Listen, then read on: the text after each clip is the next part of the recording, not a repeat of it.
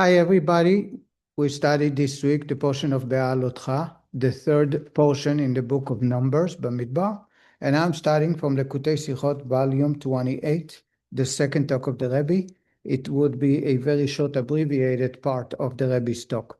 In this week's Torah portion, we read about God's commandment through Moshe for the Jewish people to celebrate Passover and bring this Passover sacrifice just as they did in the first year while they were still in Egypt.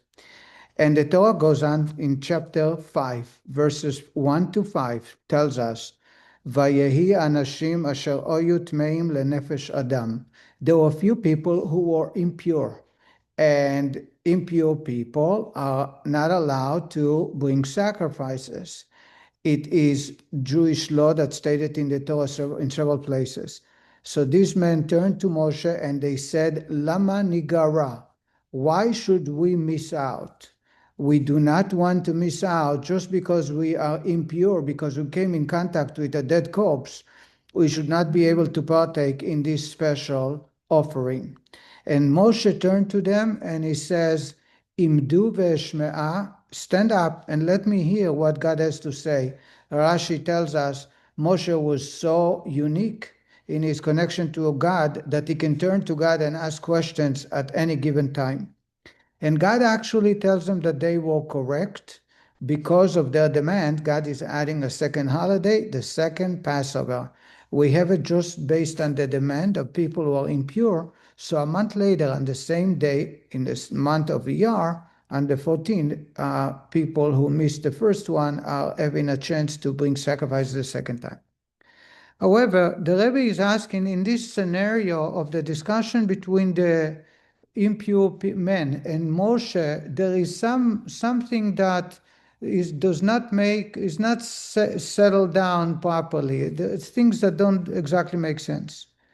Number one, asked the Rebbe, they said that they are impure, and they knew that impure people are not allowed to come in closeness to the temple, to the tabernacle, are not allowed to eat in the Passover sacrifice, are not allowed to bring a sacrifice. It's a universal law that applies all the time to all men and women. Why is this that they start their demand? Anachnu tmeim lenefesh adam. We are impure.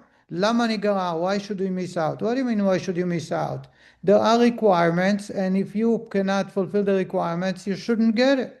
Number two, Rashi says that Moshe says to them, remember that impure people cannot bring sacrifices. So what do they turn to Moshe and say? Well, the Kohen is pure. Let him sprinkle the blood after the animal is slaughtered. Let him sprinkle the blood on the altar. The Kohen is pure, and we can eat the sacrifice. What do you mean we can eat the sacrifice, says the Rebbe?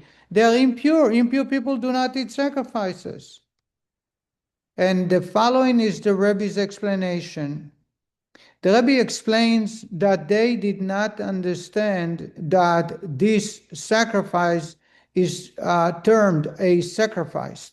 They were under the impression that this is a mitzvah to eat as a way of thanking God for the miracle of Exodus from Egypt. Just like there is a mitzvah to eat bitter herbs, and just like there is a mitzvah to eat matzah, to remember the slavery and freedom, so in Exodus, so there is a mitzvah to eat, slaughter an animal and eat a grilled piece of meat, as they did the night before they left Egypt.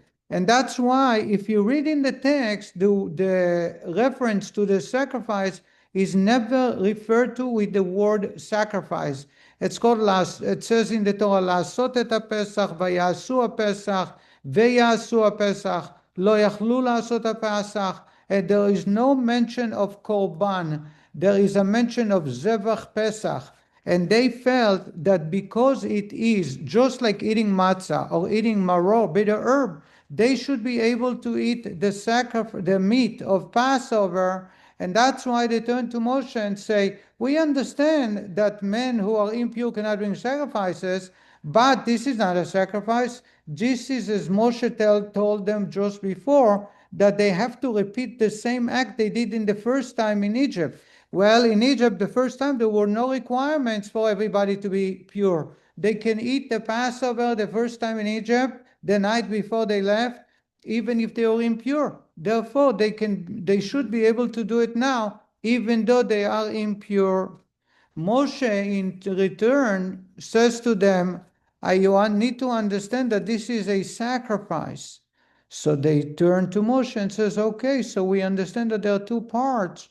One part as a thanking to God for the miracle, which is eating the meat, and the other part is the actual sacrifice, and that is the part of sprinkling the blood on the altar like every other sacrifice is done.